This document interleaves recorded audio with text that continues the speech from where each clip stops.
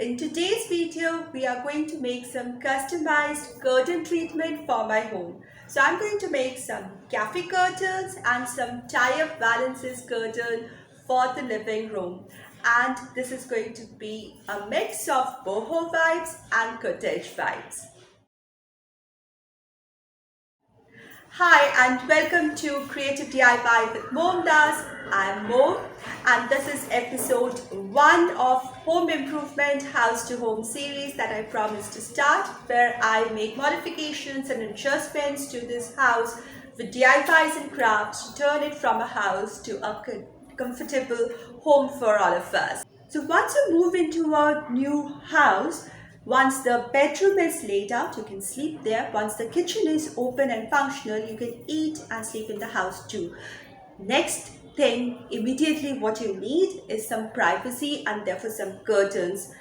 And this house, it has got high ceiling, about 11 feet high, and the windows, as it's an old style house, are a little higher up. They are placed a little higher up, so they are at a height beginning at 9 feet from the floor.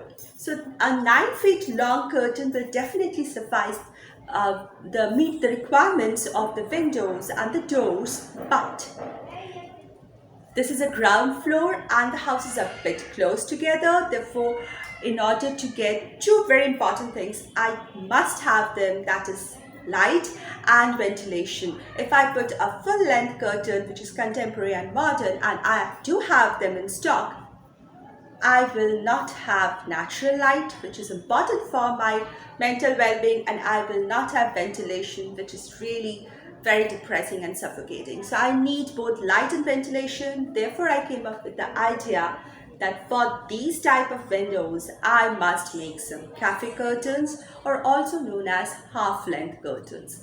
And for the door, so that I have all the light and ventilation in the daytime and I can have some privacy as soon as the lights go on in the evening, I decided to make some tie-up Valances styled curtains for the door.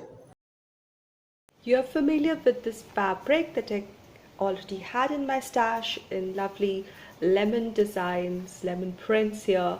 So I wanted to use this fabric to make the cafe curtains or the half curtains for my living room. And this is nice and cotton, and it will allow both light as well as air to pass through. So I wanted something color coordinated. This fabric is not enough to do the whole of the living room.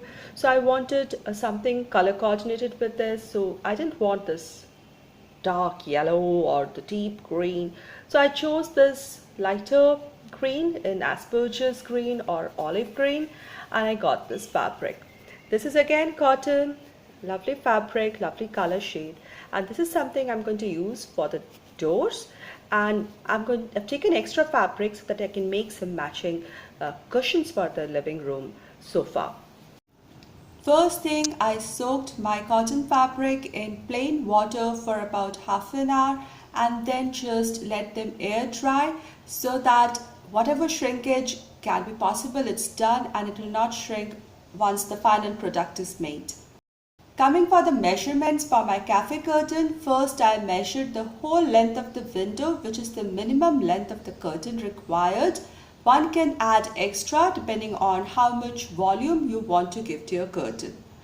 Next, for measuring the height of the curtain, I measured the exact height of the curtain that I want and then added 1.5 inches for the top seam and 2 inches for the bottom seam allowance. Once measured, I cut my fabric to the desired size. Before stitching, I just took my fabric and I folded 1.5 inch from the top edge and just ironed it. So that is easy by stitching.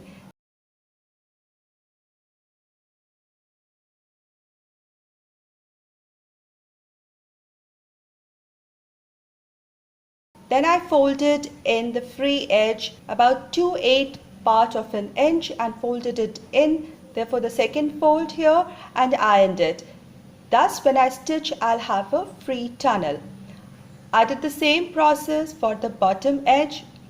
Here I had kept 2 inches of seam allowance, first fold and the second fold, and ironed it. And now to the sewing machine. So I took my fabric and stitched it along the second fold that I created, thus creating tunnels for the top edge and a neat hem for the bottom edge. Stitching curtain can end here, but I did an extra step. I also made a stitch line just 1/8 of an inch from the top folded edge as well, as you see here on the tunnel. I wanted to share that because I made this extra stitch line here, I have created a lip here. Now when the curtain rod or the spring goes in through this tunnel, there will be a lip left on the top, and the string and the curtain will be holding the curtain, and the lip will be seen on the top edge, and that will give it a very neat and nice finish. I also used a trick for my window cafe curtains. Here I made some loops in between the curtain top edges so that I can fix it using a nail in between the railings of the window. This way the curtain will not sag down. For the door curtain tie-up valances, I measured the desired width of the curtain and the desired length of the curtain on the area of the door that I want it covered, and added seam allowance on the top and the bottom. In the bottom I just left 1/2 inch, that was sufficient for this project. Next I ironed my fabric before starting. I folded the top one just the way I did for the curtain and stitched it on my sewing machine.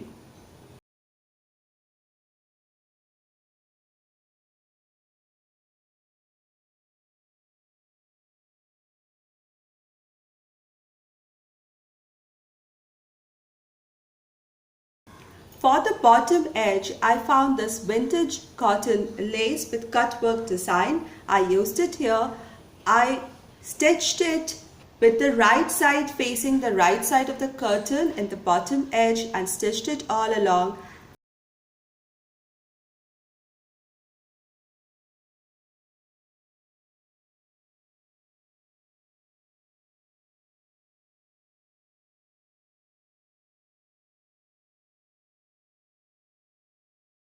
Then I flattened it and folded the raw edges of the curtain and the lace together and stitched it in the bottom so that I have a neat bottom edge.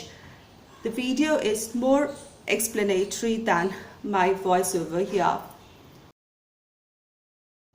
Now the basic door curtain is ready to hang, but to make a tie-up valances, I took a broad thick satin ribbon in olive green color and fixed it just behind my curtain on the top using a white thumbtack, and I took it about 12 inches long and made some loops in the bottom and the middle portion so that when I pleat and fold my curtain up, I can use this loop and tie it up onto the door, and it looks like a beautiful flower when the curtain is open and it drops down to a straight curtain when the curtain is pulled down in the evening.